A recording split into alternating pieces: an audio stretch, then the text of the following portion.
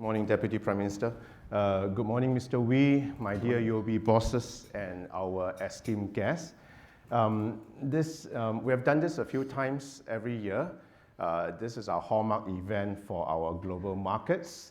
So this year, we're very, very proud and privileged to have Deputy Prime Minister Heng Swee Keat as our distinguished guest of honor.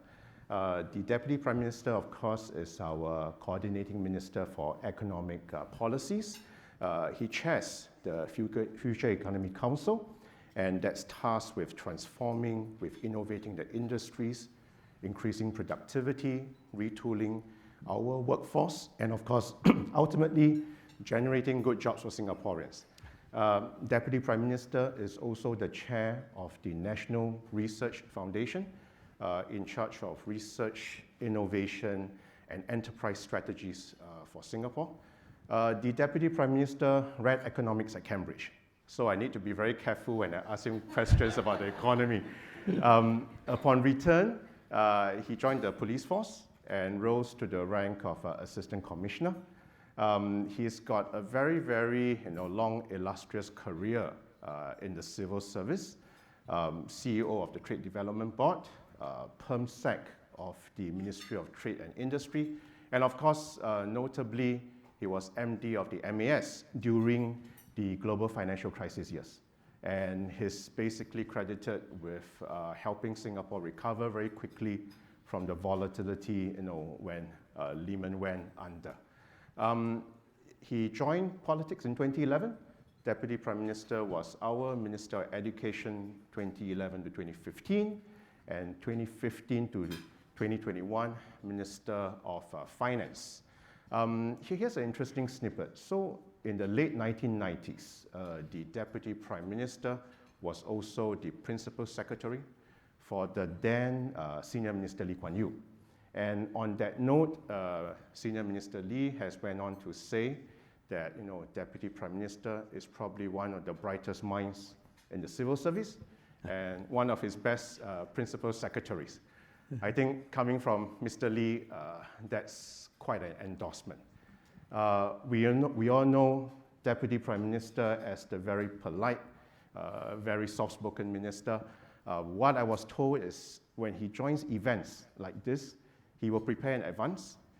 He has asked for research reports to read, and he will give as much of his thoughts, interact as much as possible, and he may overrun as well. So on that note, I think we are in for a treat today. Can we have a very warm welcome again for Deputy Prime Minister? Thank you. Thank you. So again, ladies and gentlemen, all of you here in person and online as well, as what Charmaine said, there's a QR code. Punch in your questions. It will show up on my iPad here, and then I'll curate them and ask some of the questions that come along. But let's start with a few of the questions I think we want to get front and center. Prime Minister Lee Hsien Loong. So maybe before you start, Kunal, so let me first thank you for your introduction of me. I have to say that I was a little puzzled as to why Ee Cheong and the UOB team invited me to speak to all of you. Because as you can hear from what Kun Hao had said, I have never made $1 in my life in the private sector, unlike all of you here. The only reason I can think of is that being in government, and particularly when I was finance minister, my mantra was when I see business people like yourselves, I said, I hope you make a lot of money. And they say, why? Because they say the more money you make, the more taxes the government can collect. I don't have to worry. And of all the things that you do, you also can see that I have been stress tested in the various occasions. It has been a very stressful life, working for Mr. Lee, working at MAS when he had the global financial crisis, being finance minister when the COVID crisis happened, and in 2020 I did 5 budgets. So I hope that the 5 budgets helped you. But as you see, I didn't make any money, I spent money. So okay, so thank you. The only other reason I can think of why I'm here is that this is a fellow Heng. Yes. So it's a good start to the year.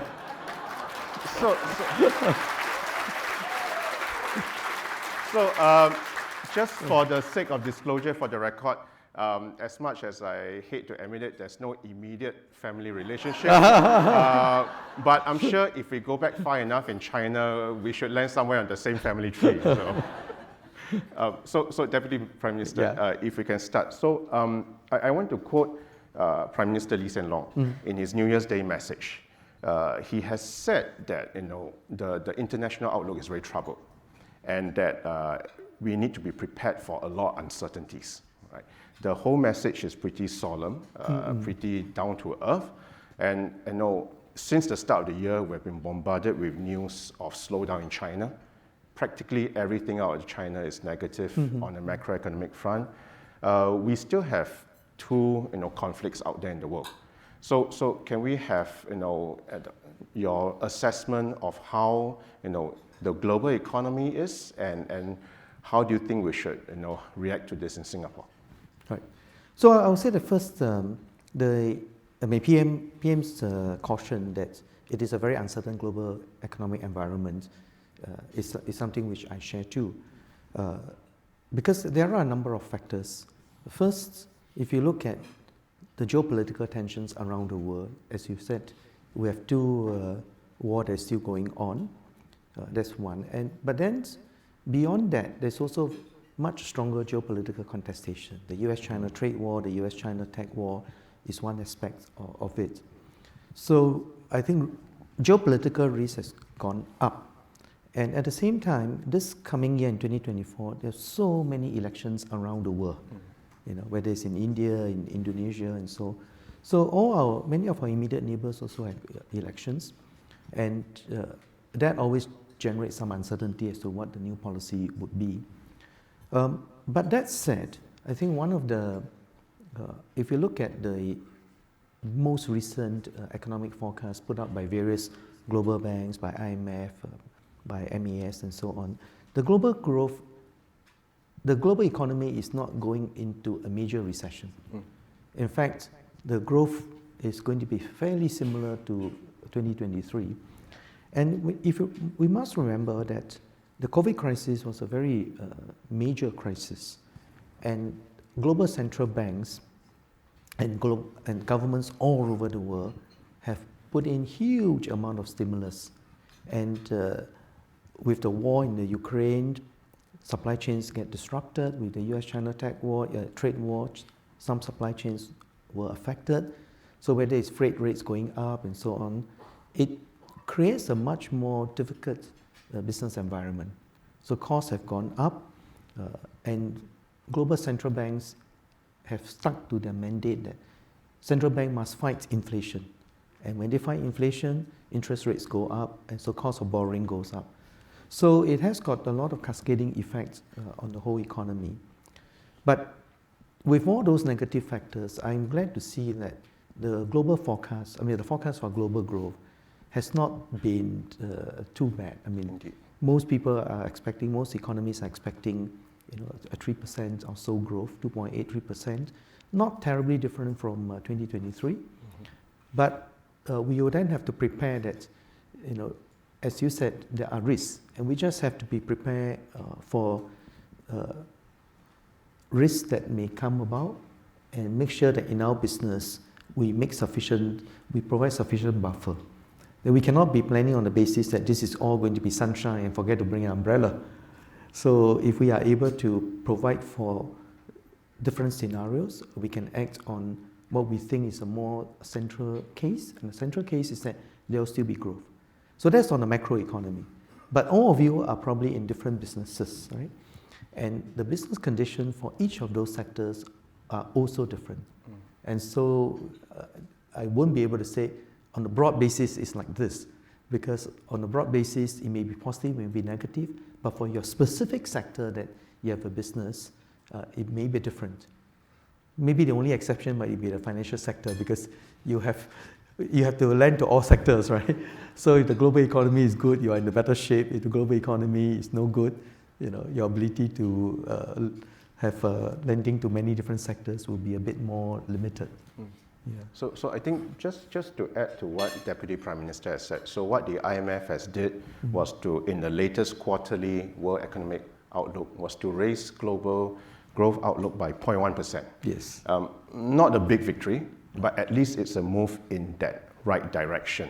Right. So, and again, as what you said, Deputy Prime Minister, we must be ready. We can't choose the environment we operate in, but we must be very clear and ready on what are the risks and how we manage them. Yeah. Talking about risks, I think one key concern all of us have is we all have businesses and markets in China. Right. And China is a very big uncertainty in terms of what's the growth outlook going forward. And at UOB, our forecast is China GDP this year will slow down to about 4.5%. If I can be a bit candid, that's on the optimistic side of the range. Singapore government has very close relationships with the Chinese government.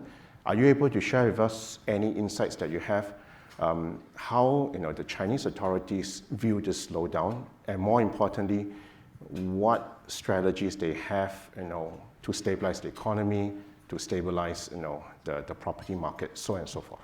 Yeah. So you're right that we have very close relationship with the Chinese government, but that doesn't give us insider information about what but we do keep in close contact with our counterparts. And also I think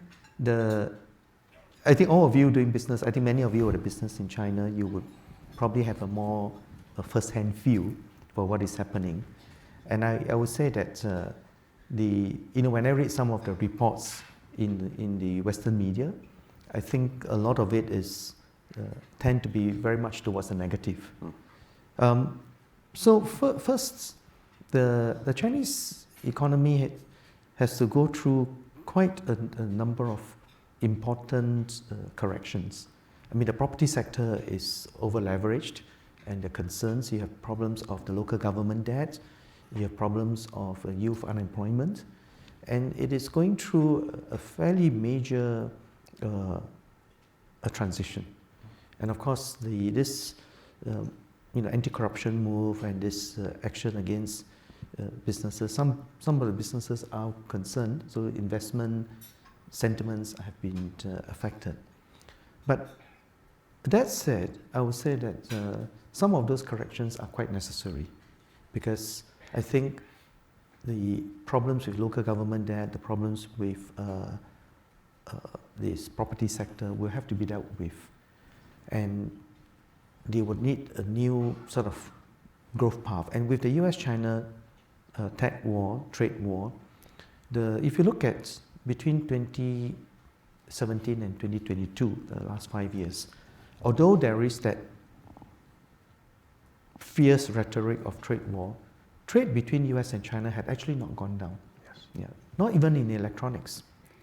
But how long can this last, we don't know, because if you look at the first 9 months of this year, electronics trade, for instance, have actually fallen between US and China. In fact, the beneficiaries have been ASEAN, and in a few ASEAN countries, Vietnam, Thailand, have actually the electronics export. Indonesia has actually gone up to China. So I would say that it is a very fast-moving situation. And in a recent Central Economic Work Committee report that was chaired by President Xi, they had articulated the priorities for the year. And I would say that those priorities are actually very well stated.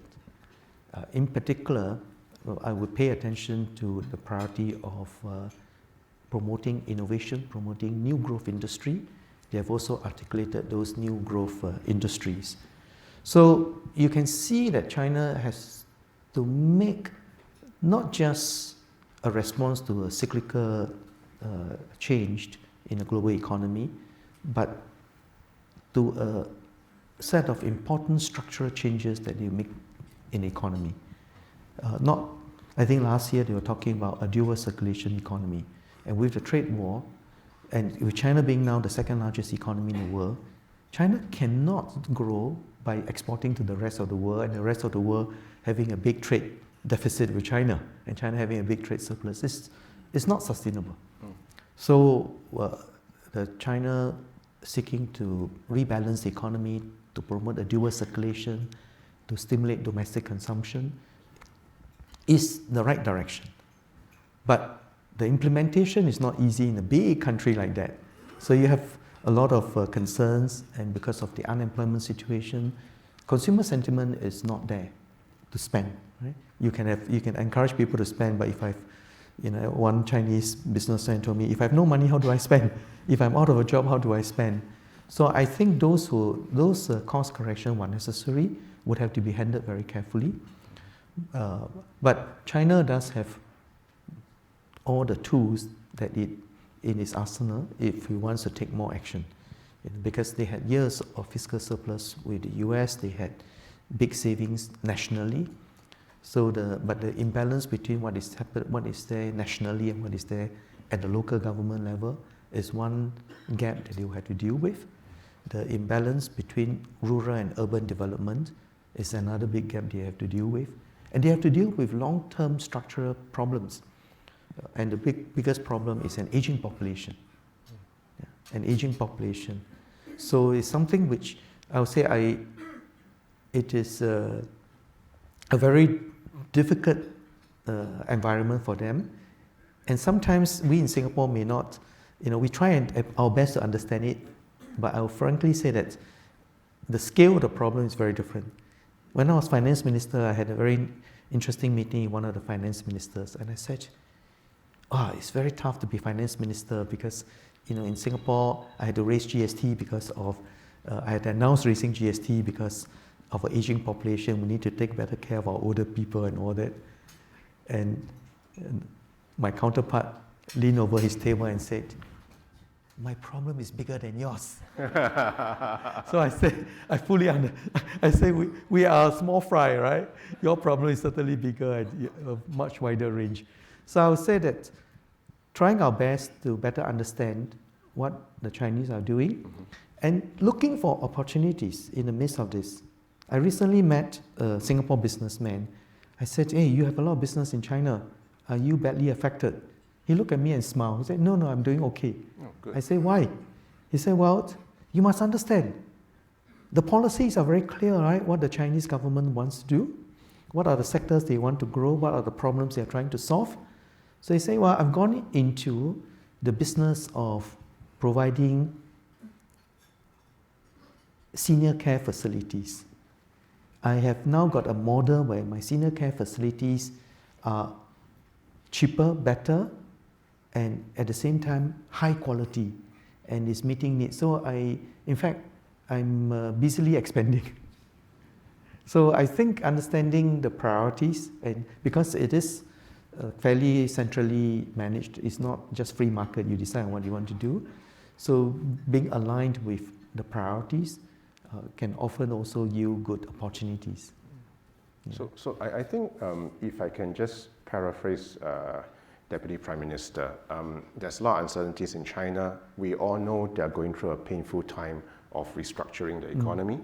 The key is to identify new engines of growth. Yes. Right. The old engines of growth is over, right? The property sector, infrastructure-led growth. Now, silver economy, for example, sustainability, new technologies. So if we're able to identify the new engines of growth, then we can create new opportunities. Yes, indeed. And by the way, you should take a look at the sectors that they have articulated in the Central Economic Work Group report. Where are all the priorities? I think there were 9 priorities which they have articulated. Some of it are not directly for business, but some of it are directly relevant to business. Indeed.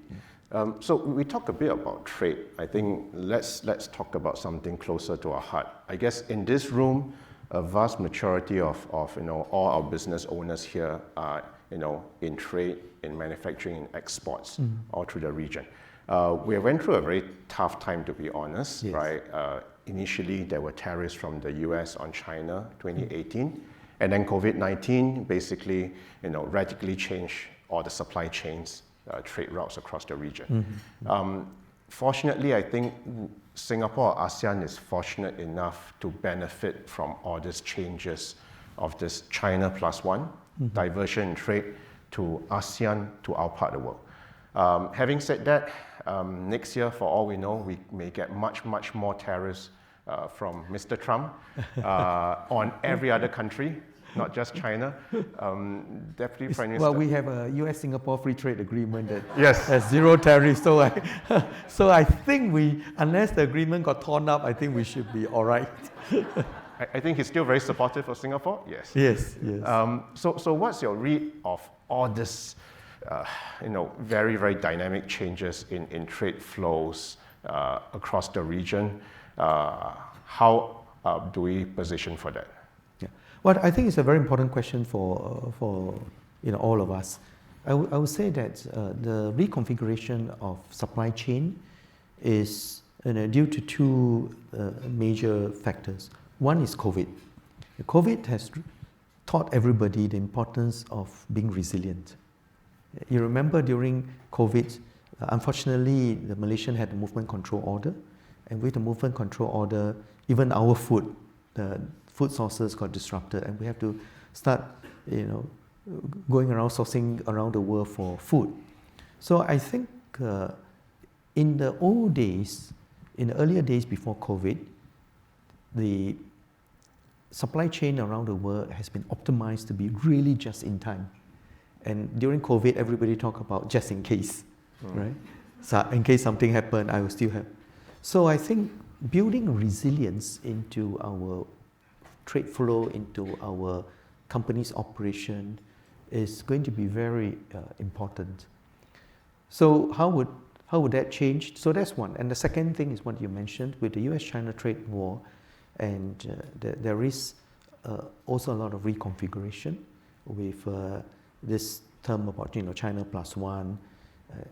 It's a way of saying that instead of relying purely on one location, which is big enough that it can manufacture everything, the entire supply chain, people are now concerned about overdependence and about action that will be taken on the trade front for that is not strictly trade related. No? So how do we respond to that? I would say a number of things. One is in each of our business, we need to think about the resilience of our own supply chain.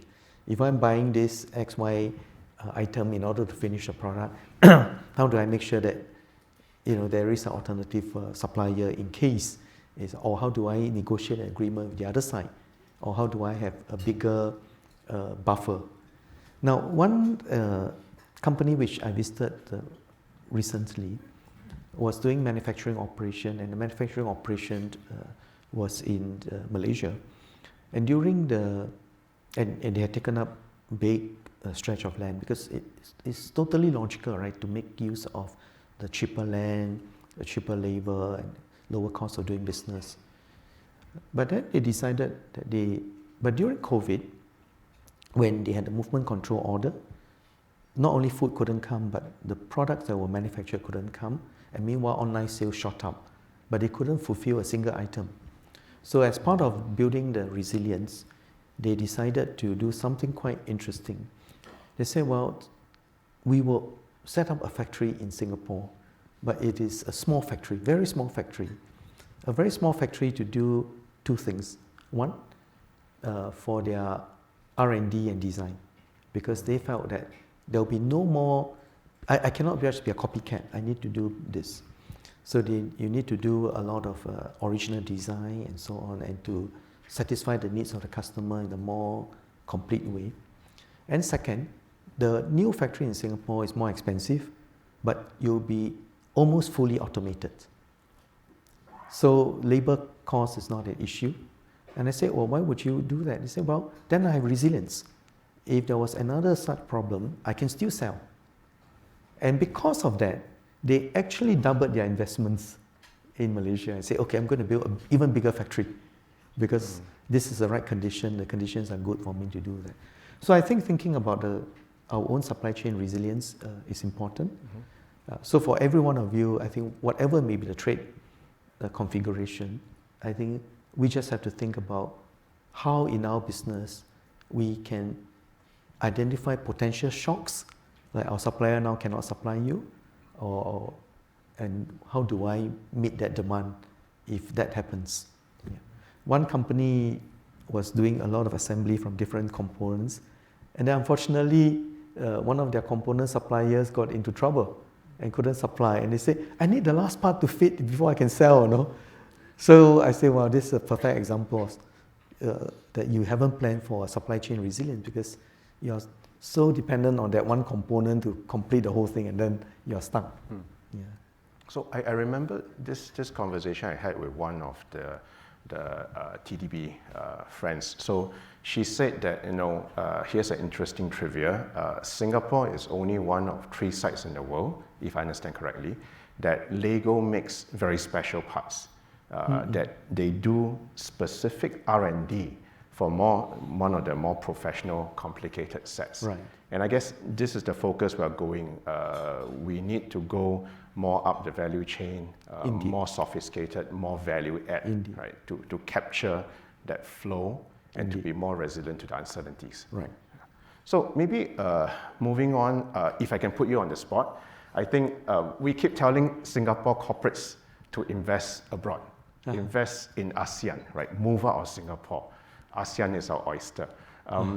Are you able to, tell us which country ASEAN do you think has the best opportunity, and which industry should we all focus on?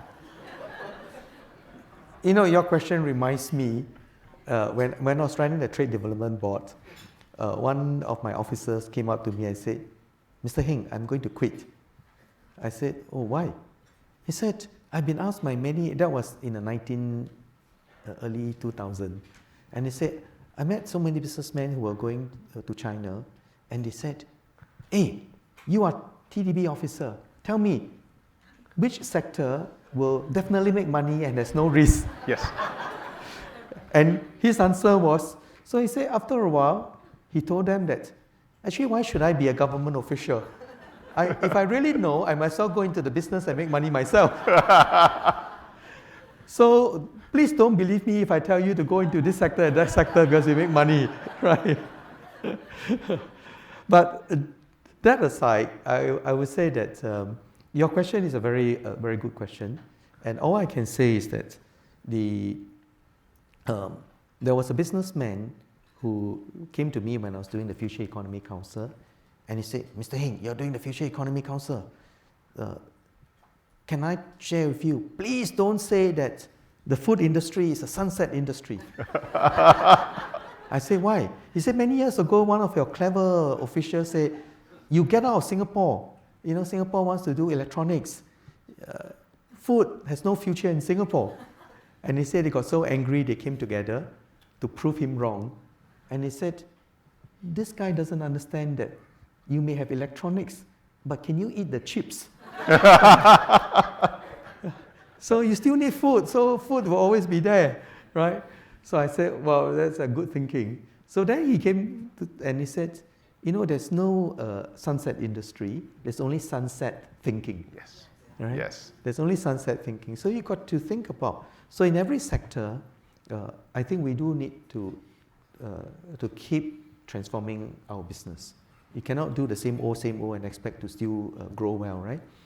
I mean, if you were a trishaw in the 1930s, I just happened to see a YouTube feed on Singapore's transport in the 1920s and 1930s. If you're a trishaw rider in the 1920s and 30s, you have a business. But today, if you're a trishaw rider, you still have a business if you can bring tourists around in a trishaw. But you cannot really make a living, otherwise full-time. So industries will change. And if there's one thing that we will need to look at, you mentioned that I'm also chairman of National Research Foundation. Mm-hmm. So I've been spending a lot of time reading up all these big things that are happening. So if I would say that for all of us, I think industry transformation, which we have been doing for a number of years now, is going to be very important. Every business must transform because technology is and innovation is changing the business model of every business. Even our neighborhood shops are no longer the same. And we got to think of what is the new business model. For instance, I go to the wet market in my constituency and talk to the hawkers, and I said, how? I said, wow, very hard to compete because the supermarkets get their goods cheaper. I don't know how they get it. Even they are selling cheaper than my cost. So some of them are beginning to rethink, and one of them, for instance, differentiated his product. He's a vegetable seller. Every time I see him, he's quite cheerful. He said, I'm doing okay. I say, why? He said, I guarantee my customer, all my vegetables are from a Singapore farm. I can name the farms, and I know what they do. They don't do this, they don't do that, and they grow it in a very organic way and so on. So I'm doing okay, don't worry about me. So I thought, my goodness, this vegetable seller is really quite clever about it. So that's one aspect about how is the business going to compete? And the other aspect is, I would strongly advocate that you make full use of technology. So right now we are promoting digital payment. One of the projects which we did when I was a finance minister was the CDC voucher. Mm-hmm. So have you all been using the CDC voucher? Yes. Yes, right. Now, the CDC voucher is used to support, when they first started, to support our hawkers in the hawker center and the wet market and the neighborhood shop. Because we had, we closed down all these places for 2 over months, and they were really, really stressed. So the mayors came to me and said, can we help them? So that's how we came out with that. And right now, it is very useful for continuing to provide support, and we are also taking the opportunity to teach hawkers how to use digital payment. So right now, all this digital voucher and so on are very, very well used. So even our hawkers, so many of them have adopted the digital method for the CDC voucher. So businesses, big or small, whether you're running a hawker store or running an SME or a bigger company, you need to go digital. The other big trend that will happen is you need to go green. Yeah. Because wasting things is no longer the model. So you need to go green. And I was talking to a German banker a few months back, and he said that in Germany now, because of the young people, in the recent election in the German parliament, the European Parliament, if you are a company that doesn't say I'm green, the young people will boycott you. Yeah. And right now, as climate change, as our Paris Agreement comes closer, we will need to make sure that whether it's scope 1, scope 2, scope 3, we have to step by step go green. Yeah. And MAS has done a good job in promoting sustainable finance. So we need to look at the trends of digitalization, of sustainability, and then depending on your business, as the gentleman said, right, people still need to eat, but then your food will need to be special. So you still need to eat, and so whether it's in a restaurant business, but every business will have to think of, how do I create value for my customer that they're prepared to pay for it? So ladies and gentlemen, use your CDC vouchers, help our hawkers, please. So talking about businesses, I think we come back home to Singapore. We were chatting just now. One of the key concerns for us individuals is, of course, cost of living is higher. Right? And of course, for business owners also, its manpower cost is higher, operating cost is higher, materials cost is higher, you name it. Mm-hmm. Inflation is under control, but the business cost has went up. I think this is a key concern for everybody in the room. I'm sure it's a key concern for the government as well. Deputy Prime Minister, what plans does the government have to address all these cost issues that has went up since COVID? So to your question about what plans, that one you all have to wait for Lawrence to announce at the budget in terms of plan. But I can say what has been done. Okay? Yes, please. So I think what has been done is that first for support for households, there are a few things that are being done simultaneously. One is monetary policy. So monetary policy has been tightened 5 rounds now, and the latest monetary policy statement came out just 2 days ago, also a further tightening. And in Singapore's case, we don't use interest rates, we use exchange rates. And the tightening of exchange rate allows us to balance the the demand and supply and to bring down the imported inflation. Because so much of many of the things that we use are imported.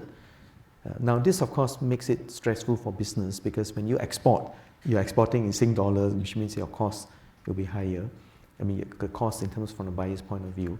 But it is one of those adjustments that we have to make. And the other is in terms of fiscal support.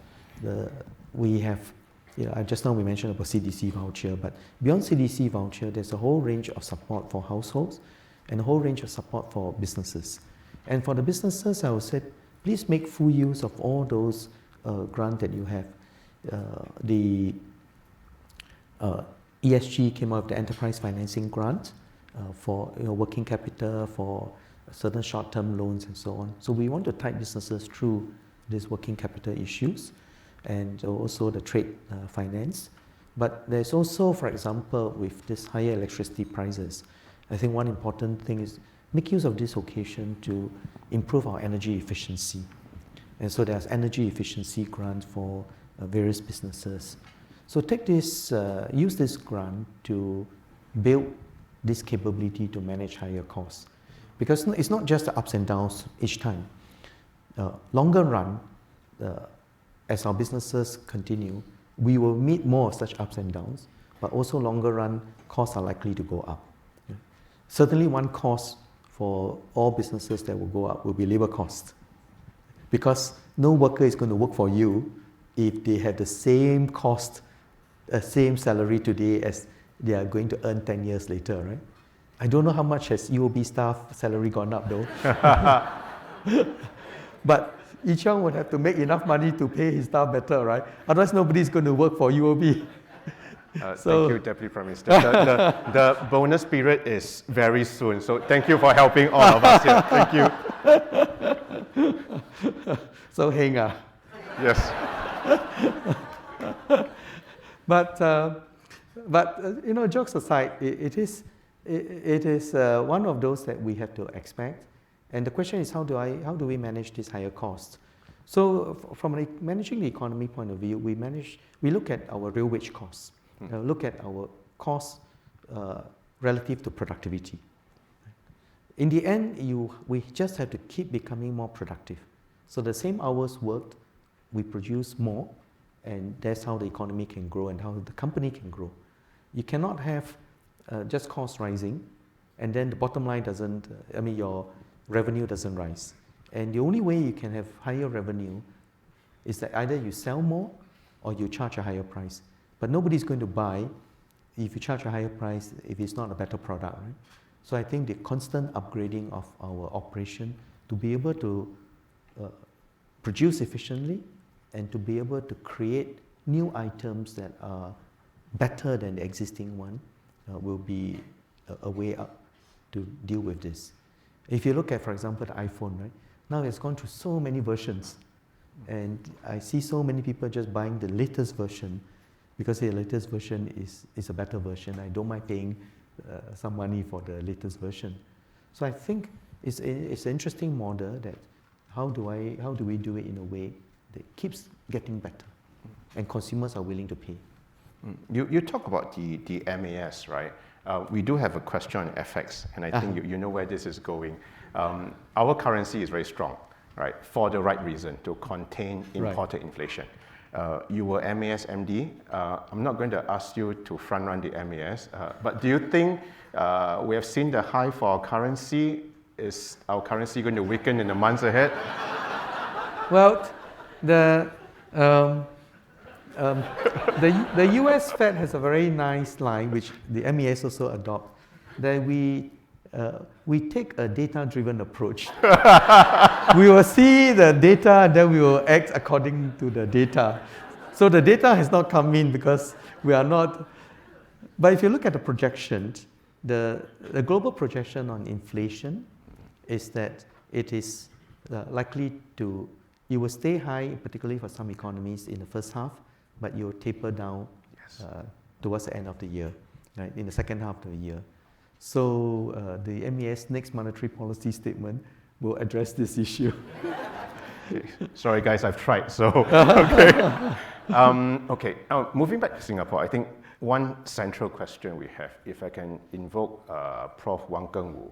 Now, he has said that countries, civilizations who have been very successful tend to have a common interest, a common objective, and then the nation, the civilization, then work together and prosper. Right? Of course, our nation is still very young. Come next year, we are only 60 years old as a country. What advice do you have for Singapore in this world of uncertainty, multipolarity? How do we contribute to ASEAN? How do we contribute to the world? Yeah, no, I think that's a great question, and I think Prof. Wang's point about our internal unity is going to be very important. And I would say that it is in various dimensions of it. One is that we are a very multiracial, multi-religious society, multicultural society, and we have all our rules and institutions. Rules in terms of, for example, for the Muslims, whom I'll be speaking, in a few days' time, this administration of Muslim law. Then you have the Muslim interpretation and so on. So being able to accommodate all different views, but at the same time maintaining this racial harmony is such an important part of our society. The one thing that we will need to maintain that harmony and pay attention to it is this brand of tripartism that we have been having for years. If you look at the global economy, one major aspect of digitalization is that if you are the smart guy who can program the AI, who can program the computer, who can make the robot, you're going to be very, very well paid. If you happen to do a job in the past that you are just looking at data, trying to analyze data and so on, your job is likely to go because the AI system now can do it faster than any of the things that you are familiar with. So, for example, I recently went to a factory it was a German factory, and I was in Singapore. I was super impressed that so many of the things have been automated. And they said, Mr. Heng, we have been here for a number of years, we can still do our business here because I know your labor cost is high, but we've been able to manage. Then the last stop that I went to was quite different. The last stop, there was this lady in her late 50s, early 60s, whose job was to open an oven and put the microchips to burn, subject it to high heat, and then close the oven. So during the tea break that I had with him, I said, explain to me why is it that you could have automated that process, so easy to get a robot, just boom, put the chips inside, right? And he said, no, Mr. Heng, you must understand, this lady has been working with our company since she was age 17. And she has now, 50 over years. She'll be retiring soon in a few years. I can save some money, but, it is far more important for her to retire in dignity than to go and save a few dollars for my company. And we want to take care of our staff. So I said, do you do that in Germany because it's a German company? He said, yes, we do. And I thought small gestures like this, it's not a big, but at the same time, I think when our NTUC, we must be the most unusual NTUC that had this thing called a Company Training Committee and the Job Security Council. Ng Chee Meng came out with this idea. And in fact, they also work with companies to do transformation. They did OBSTAC road mapping for companies to help the companies look at how they can employ technology, but at the same time, how do you redesign the job and how do you provide for jobs? So I think there is a way to achieve both efficiency and also to take care of your workers. So I would say that we are going to go through a very rapid pace of change in our economy. We have to make these structural adjustments because technology, digitalization, AI is going to change so many different jobs. So we've got to be prepared for that. So that's domestic. But at the same time, I think we should preserve this by also teaching our young people. When I was Minister for Education, I started a program called Values in Action. And in Values in Action, you don't just say that I care for people, but if you really care for people, what are you doing exactly? And so the students in the school go out to do community work, go and help people in the elderly home and so on. So those are the things that we must emphasize, continue to emphasize, that we live in a small little corner of the world, I mean, a small little island in the world, but I think we can all stay more cohesive by supporting one another, helping one another, and looking at whether I'm a company. So for example, the job security, the jobs package that we came up with during COVID, though my condition is that you cannot fire your workers. If you fire your workers, the grants will be gone, but the government will pay for a big part of it. And I had a number of companies, in fact mostly American companies, who said, Mr. Heng, we are doing okay. We're in this business, that business. We're actually doing better. So we don't need the government's help. I'll give back the money to you. There are a few companies that actually did quite well, and actually they increase employment. So I think building this compact between businesses and workers is important. Helping our older workers to manage this transition is going to be important. So that's on the domestic front. On the external front, it is going, I think this contestation and this fight will to accommodate China's growth, and is going to be there. Today, if you read the Straits Times, there's going to even the European Union is going to fight the Chinese for what they see as subsidies, right? Subsidies for EVs and subsidies for lithium batteries and solar panel. So I think the trade fight, the trade war may continue in different places. So what does Singapore do? Well, for us, we are too small to fight with anybody, to threaten anybody. But we have to think hard about how small is beautiful. And I give you one example. About a year back, I was officiating at the start of the construction work for a vaccine plant. And we are going to have 3 vaccine plants in Singapore as part of our preparedness for future pandemics. And in fact, the vaccines that are going to be produced in Singapore would not just be for pandemic, but even the usual vaccines for inoculation. So I asked the CEO who came down for the ceremony. I said, may I ask, why do you decide to build the vaccine plant in Singapore? Now, guess what he said? He said, well, first, the Singapore government's policy have always been very clear that you don't change your mind and last minute say, okay, sorry, every vaccine that you produce in Singapore must be given to Singaporeans or people in Singapore first before you can export anything, which was what happened in many countries, right? And he said, so I have trust and confidence in the Singapore government. But anyway, even if the Singapore government changes its mind one day, I can supply all of Singapore's needs in 3 days. So small is beautiful. So small is beautiful, right? So, okay, there may be all this big fight and so on.